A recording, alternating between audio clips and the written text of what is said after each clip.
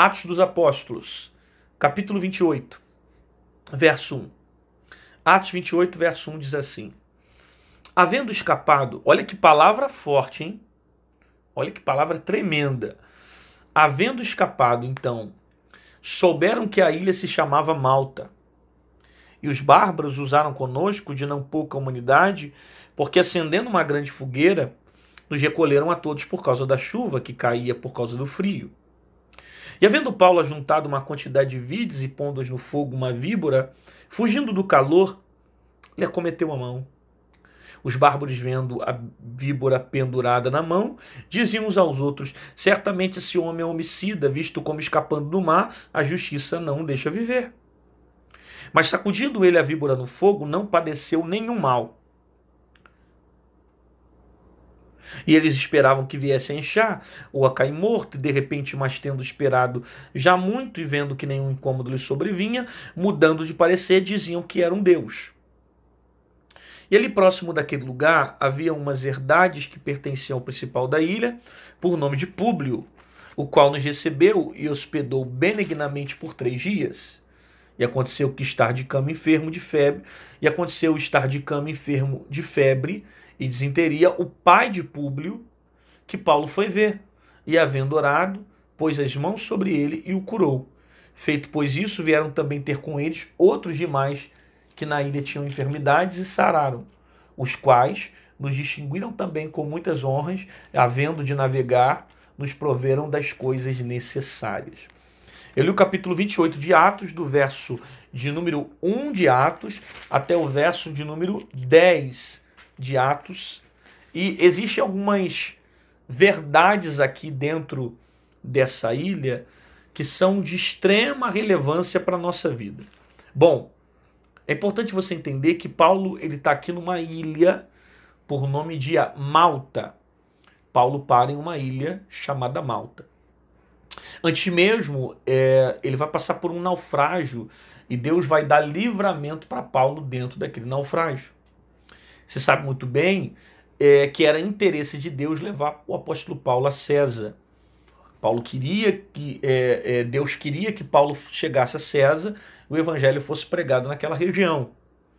Ele vai ser levado preso dentro de um navio que vai ser levado para César, em direção à região onde está César. Ele vai precisar parar em Creta, eles vão conversar sobre a situação e Paulo vai dizer: olha, seria bom se a gente ficasse aqui na cidade porque os ventos estão aumentando.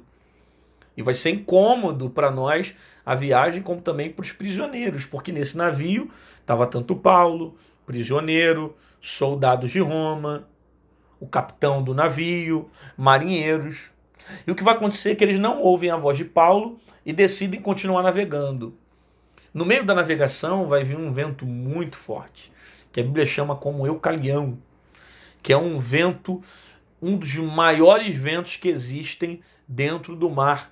Ele vem de tudo quanto é direção, frente, trás, lado do outro. É um vento que sacode o navio dentro do mar.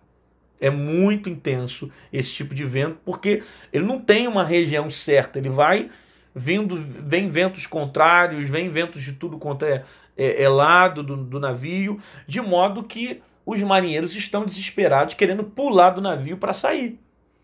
Só que aí Deus vai falar com Paulo: Paulo, não temas, você não vai se perder, porque é necessário que você chegue a César. Porém, eu só vou guardar as pessoas que estiverem próximas a você. Quem pular do navio não vai ter livramento. E o que vai acontecer é que você vai perceber que o povo vai ficar ao lado de Paulo. Eles vão ficar dentro do navio, até o momento que o navio vai chegar perto de uma ilha, perto de terra. Quando eles chegam próximo à ilha de Malta, o texto diz que eles vão nadando do navio até a ilha.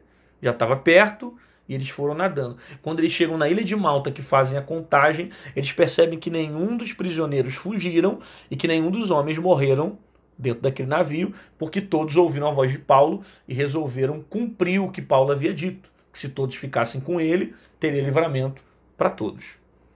Então a ilha de Malta aqui é o escape que Deus criou para livrar Paulo, os prisioneiros que lá estavam junto com ele naquela situação.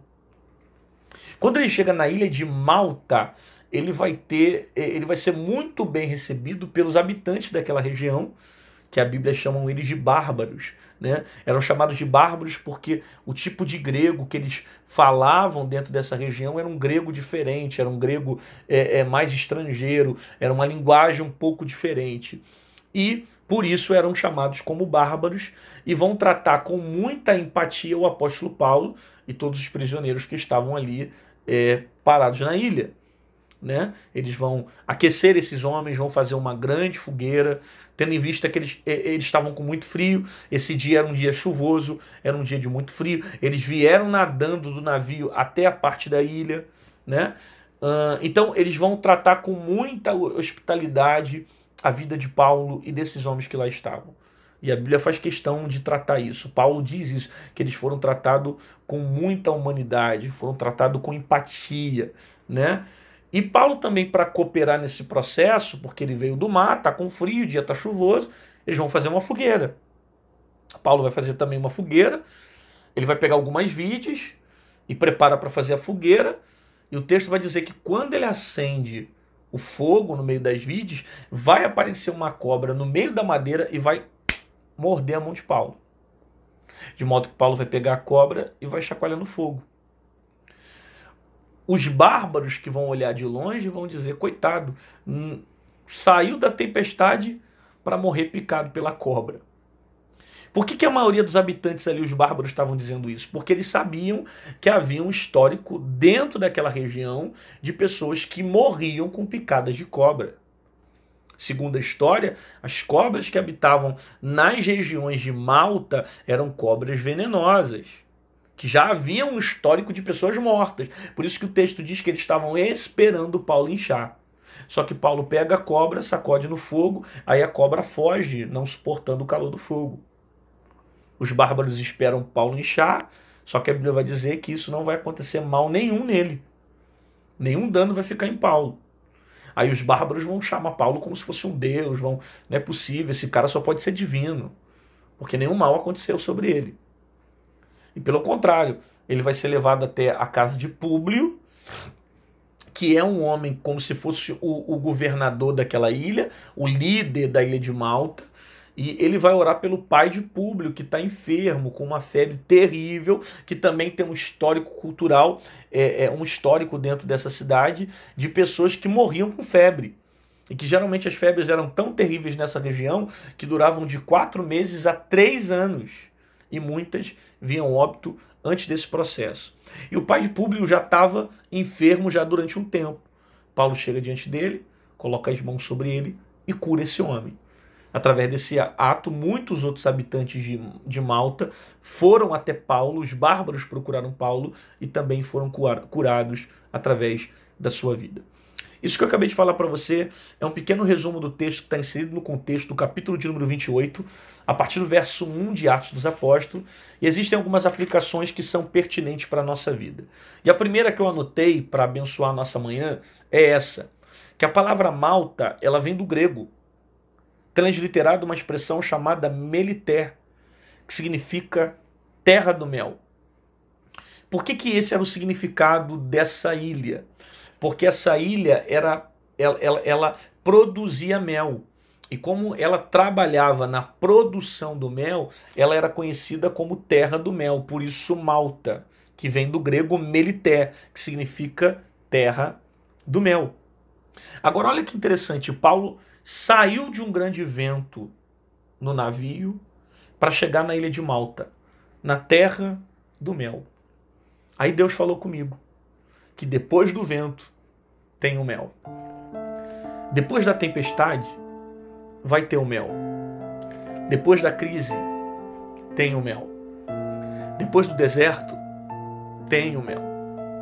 Depois das perseguições tem o mel. Depois das portas fechadas, dos problemas na família, na casa, na saúde, tem o mel. Depois das aflições, Deus te leva para a terra do mel. Por quê? Porque Deus não é injusto. Deus não vai deixar você passar por um sofrimento a vida inteira. Ele permite a dor, mas Ele também me leva para a terra do mel. Ele também me prepara para dias de alegria. Ele também me prepara para dias de felicidade. O que eu preciso entender é que a vida é feita de fases. Nem a terra do mel dura para sempre, como também nem os ventos duram para sempre. Se você está passando um vento, guarde essa palavra. A terra do mel vai chegar sobre a sua vida. Se você está passando por uma grande tempestade, aquiete o teu coração. Deus vai preparar o tempo do mel.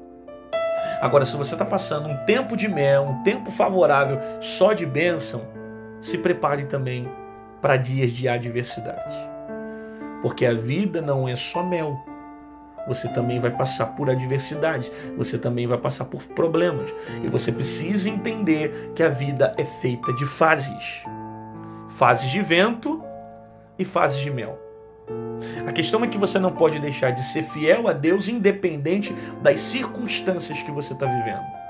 Seja essa circunstância no tempo do vento, ou seja esta circunstância no tempo do mel.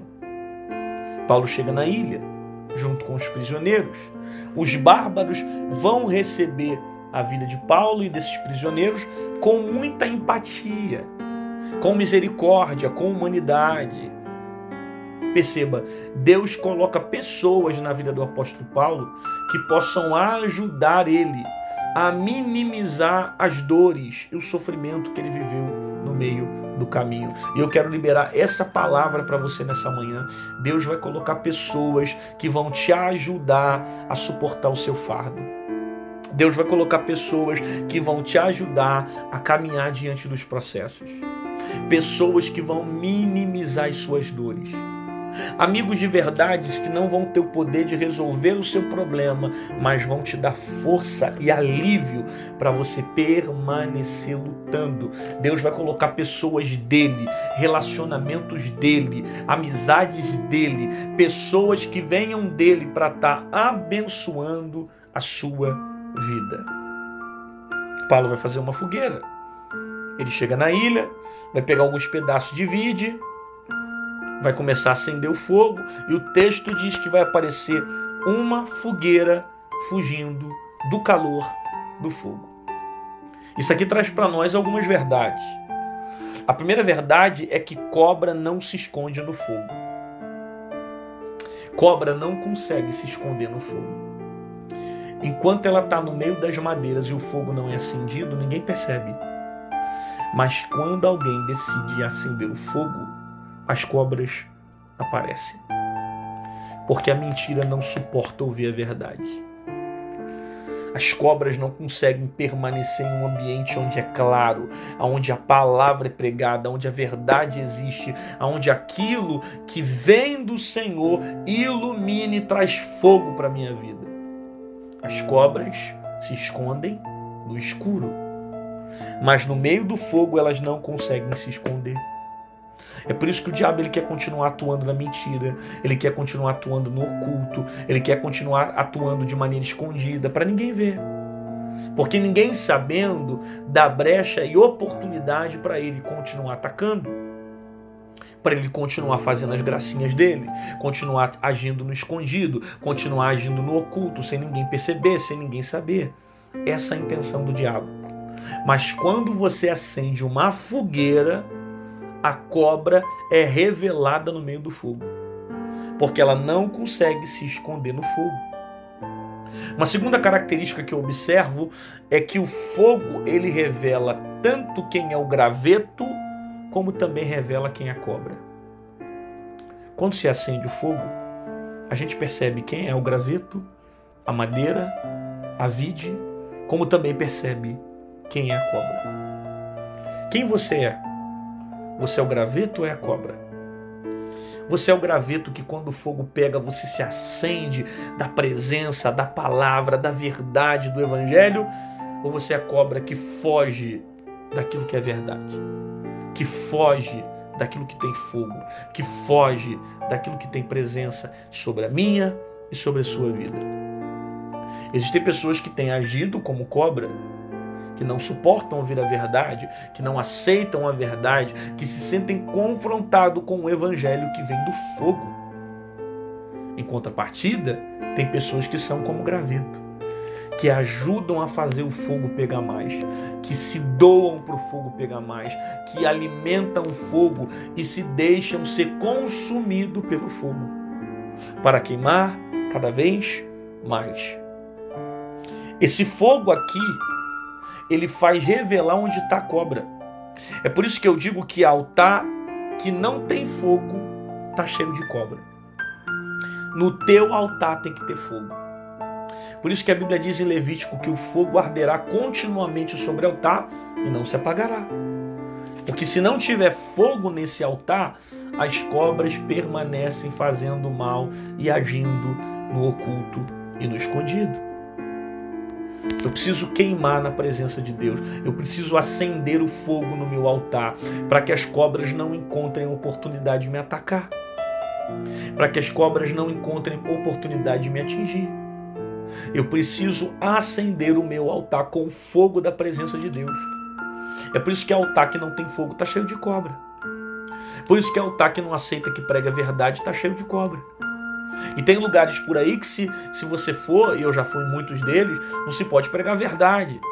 Tem que ser uma palavra direcionada, tem que ser uma palavra específica. Aqui não fala esse tipo de coisa, aqui não prega esse tipo de coisa. Por quê? Porque eles querem dominar as coisas. Mas se não tiver fogo no altar, as cobras permanecem. Tem que ter fogo para mostrar onde está a cobra, para revelar a verdade, para mostrar a mentira, porque o diabo não suporta quando a verdade é pregada. Por isso que a Bíblia diz: conhecereis a verdade e a verdade vos libertará. O altar precisa fazer com que o fogo arda nele continuamente. Você não pode se apagar. Você não pode deixar o pecado te apagar. Você não pode deixar as friezas te apagar. Você não pode deixar as circunstâncias da vida apagar a chama da presença de Deus dentro de você. Aí aparece uma cobra. O que a víbora vai fazer? Ela vai morder a mão de Paulo. Aí você pensa comigo: nossa, aparece uma víbora no meio da fogueira, morde a mão de Paulo. Por que Deus não livrou Paulo dessa cobra aqui? Por que Deus não livrou Paulo do ataque, da mordida dessa cobra? Eu sei que a Bíblia diz que o veneno dela não matou Paulo, mas você não pode afirmar que essa mordida não doeu. Porque o texto é claro quando diz que não aconteceu mal algum sobre ele. Ou seja, ele não morreu, ele não sentiu o veneno, mas ele sacudiu a cobrinha no fogo. Deus não impediu o ataque da mordida, mas Deus não deixou a cobra matar ele. E talvez isso aqui gere uma reflexão. Por que Deus não impediu a cobra de morder? Por que Deus não deu livramento para Paulo diante da cobra? Perceba, lá atrás, Deus livrou Paulo do navio. Só que agora Deus não livra Paulo da mordida. Deus não deixou Paulo morrer afogado no meio do mar. Só que Deus não está impedindo a mordida. Às vezes Deus permite a mordida. Às vezes Deus permite o ataque. Mesmo Ele te livrando dos naufrágios lá atrás. Às vezes Ele permite a cobra morder. Às vezes Ele permite a mordida vir. Às vezes Ele permite a calúnia. Às vezes Ele permite a afronta. Às vezes Ele permite uma pedrada. Às vezes Ele permite uma situação que fuge do teu controle e te machuca. É uma ferida que aparece. Aí você disse: puxa, Deus me livrou de tanta coisa lá atrás, por que Ele está permitindo um ataque agora? Ele deixou de ser Deus? Não. Ele continua sendo Deus. Só que Ele decidiu permitir a mordida. Agora olha a atitude de Paulo. Paulo vai parar por causa desse ataque? Paulo vai desistir do ministério porque recebeu um ataque? Paulo vai parar de pregar o evangelho de Jesus porque foi mordido por uma cobra? O texto diz que ele vai sacudir a cobra no fogo. Porque você não pode parar por causa de uma mordida. Você não pode parar por causa de um ataque. Você não pode parar por causa de uma aflição. Você não pode parar porque alguém falou isso de você. Você não pode parar porque estão se levantando contra a tua vida. Você não pode parar porque estão lançando pedras. Você não pode parar porque estão tentando de todas as formas te atingir. Você não pode parar. Eu estou dizendo que esses ataques não podem te parar. Eu estou dizendo que essas flechas não podem te parar. Eu estou dizendo que as mordidas das cobras que você recebeu por esses dias não podem te impedir de caminhar. Continua, permaneça, persevere e não deixe os ataques das cobras te paralisarem. Quer saber? Faz como Paulo. Sacode essa cobra no fogo. Sacode essa cobra no meio das fogueiras. Sacode essa cobra no meio das chamas. Por quê? Porque o diabo não vai encontrar oportunidade para atingir a tua vida. Ele pode até te atacar, mas Deus não vai deixar ele te matar. Porque tem livramento de Deus sobre a tua vida e tem prazo de validade essa dor, tem prazo de validade esse processo, tem limite o ataque dessa cobra. Paulo sacode a víbora no fogo. Mas sacudindo a víbora no fogo, não padeceu nenhum mal. Olha o que a Bíblia diz. Ele sacode a cobra no fogo, ele não padece nenhum mal.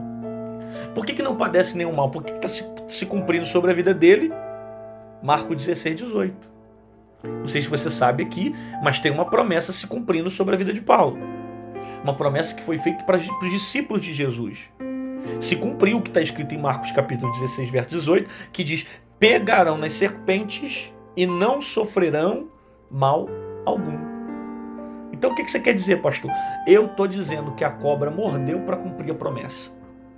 Eu vou repetir isso. A cobra só mordeu para que Deus cumprisse a promessa.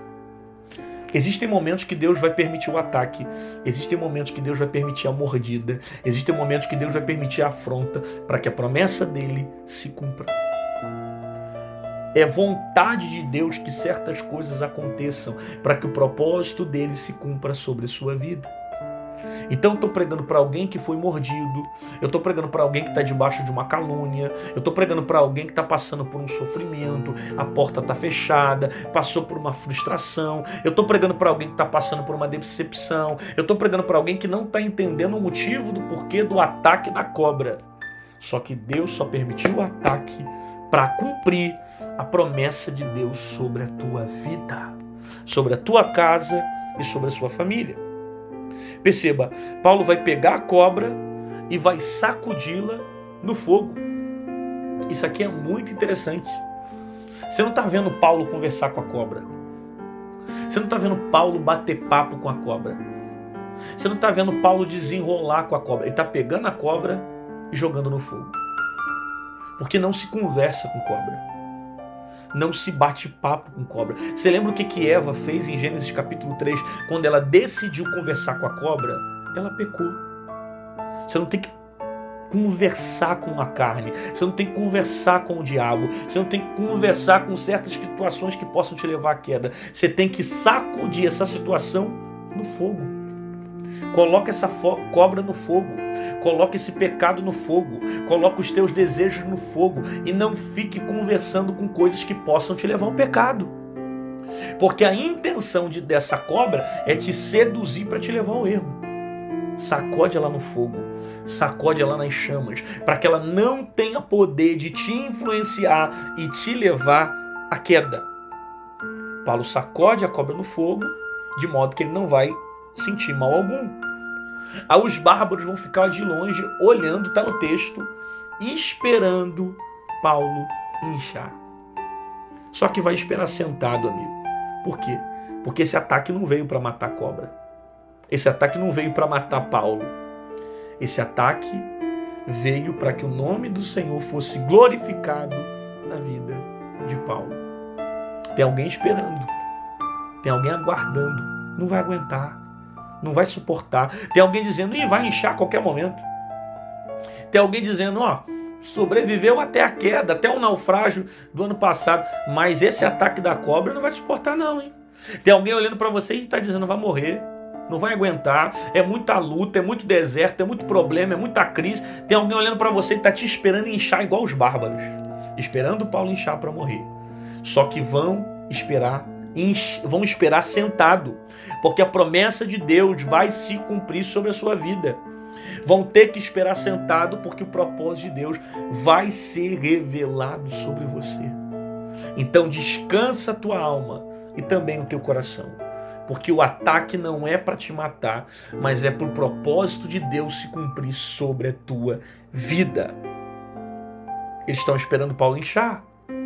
Nada acontece. Eles percebem que nenhum mal vai acontecer com Paulo. Aí alguém vai levar Paulo até Públio. Porque falam para Paulo que o pai de Públio estava doente. Aí Paulo vai lá orar sobre a vida do pai de Públio, que estava com febre. E Paulo vai curar a vida do a vida do pai de Públio. E tem uma coisa que é interessantíssima, e eu fecho essa palavra. Quando ele ora pelo pai de Públio, a Bíblia diz que Paulo vai colocar as mãos sobre o pai de Públio. Isso aqui é muito tremendo, gente. Isso aqui é fenomenal. Por que isso aqui é tremendo? Eu explico para você. Qual foi a área que a cobra mordeu? A mão. Qual foi a área que ele vai usar para orar pela vida do pai de Públio? A mão. Qual foi a parte que a cobra mordeu? A mão. E o que ele vai usar para orar pela vida do pai de Públio? A mão. Então a área que ele foi mordido um dia pela cobra, ele vai usar para curar alguém que estava doente. Mesmo mordido. Mesmo recebendo o ataque da cobra. Mesmo recebendo a mordida da cobra. Ele continua sendo usado para curar outra pessoa que está doente. Porque o fato de você estar ferido não te impede de Deus te usar para outras pessoas que estão feridas. O fato de você ter sido mordido não te impede de Deus te usar para outras pessoas que estão mordidas. O fato de você estar machucado não te impede de Deus te usar para outras pessoas que estão machucadas. O fato de você estar ferido, o fato de você estar quebrado, o fato de você estar machucado não te impede de ser usado para outras pessoas que estão passando pelo mesmo processo que você. A dor é intensa, o sofrimento é grande, mas Deus vai usar a tua dor para curar outras pessoas. Deus vai usar o teu processo para curar outras pessoas. E as áreas que você se machucou não vão te impedir de ser usado para outras pessoas nas mesmas áreas que você foi ferido. Então, às vezes, Deus permitiu a ferida para que através dela Deus alcançasse alguém. Às vezes, Deus permite a dor para que através dela Deus alcançasse alguém. Às vezes, Deus permitiu o sofrimento para que através dela Deus alcançasse alguém. Eu estou dizendo que Deus quer usar esse sofrimento, essa área que você foi ferida, mordida, para que o nome dele seja glorificado sobre a tua vida. A mesma área que você foi ferido, Deus vai usar para curar a vida de alguém. Você recebe essa palavra? Então declara aqui nos comentários qual foi a parte que Deus mais falou com você, qual foi a parte dessa palavra que Deus mais falou. Não sei, coloca aí, Deus vai usar a minha dor para alcançar outras pessoas, Deus vai usar a minha ferida para abençoar a vida de alguém, o meu sofrimento tem um propósito, né? Eu vou colocar fogo no meu altar, eu vou queimar na presença de Deus, eu não sou cobra, eu sou graveto, né? Coloca alguma coisa para mostrar que essa palavra gerou efeito na sua vida. Escreve nos comentários para testificar o quanto essa palavra tem gerado efeito sobre o teu coração.